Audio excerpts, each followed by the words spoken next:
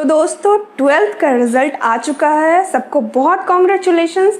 But बहुत सारे ऐसे बच्चे भी हैं जिनके अच्छे मार्क्स नहीं आए हैं और जो दोबारा एग्ज़ाम देना चाहते हैं, तो उन बच्चों के लिए ये वीडियो है। इस वीडियो को अंत तक ज़रूर देखें क्योंकि इसमें मैंने बताया है कि आप दोबारा से एग्ज़ाम कैसे दे सकते हैं या फिर कौन कौन से मेथड हैं जिनके थ्रू आप अपना न्यू रिज़ल्ट ला सकते हैं।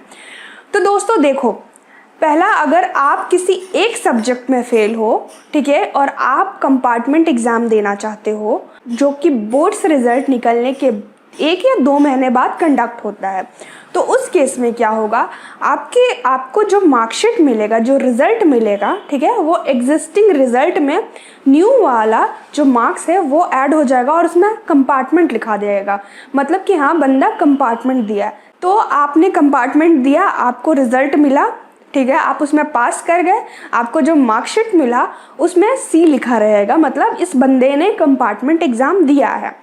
अब अगर आप अपने रिज़ल्ट में सी नहीं देखना चाहते हैं, कंपार्टमेंट नहीं दिखाना चाहते हैं, तो आप इम्प्रूवमेंट एग्ज़ाम भी दे सकते हैं। Again improvement exam next year दिया जाता है, 1 साल का आपको गैप हो जाएगा और आप फिर से प्रिपरेशन करके रेगुलर कैंडिडेट्स के साथ इम्प्रूवमेंट एग्ज़ाम दे सकते हो। लेकिन यहाँ पे बात ये आती है कि जो आपको मार्कशीट मिलेगा, ठीक है, न्यू मार्कशीट मिलेगा, लेकिन उसमें लिखा हुआ रहेगा कि यस, ये बंदा इम्प्रूवमेंट एग्ज़ाम के लिए बैठा है, ठीक है। अब देखिए, अगर आप IIT JEE देना चाह रहे हो या नीट का एग्ज़ाम दे रहे हो तो कोई प्रॉब्लम नहीं होगा। पिछले साल वाला जो आपका रिज़ल्ट है, जो रेगुलर मार्कशीट आपने ऑब्टेन किया था और जो इम्प्रूवमेंट मार्कशीट है, दोनों वैलिड हैं, ठीक है।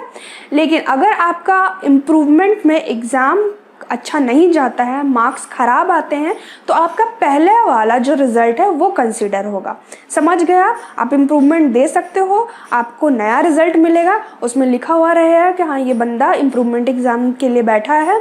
अगर आपका इम्प्रूवमेंट एग्ज़ाम में भी मार्क्स अच्छा नहीं आता है तो आपका पिछले साल का मार्कशीट कंसीडर किया जाएगा और आप इम्प्रूवमेंट एग्ज़ाम देने के बाद भी IIT JEE नीट का एग्ज़ाम दे सकते हो।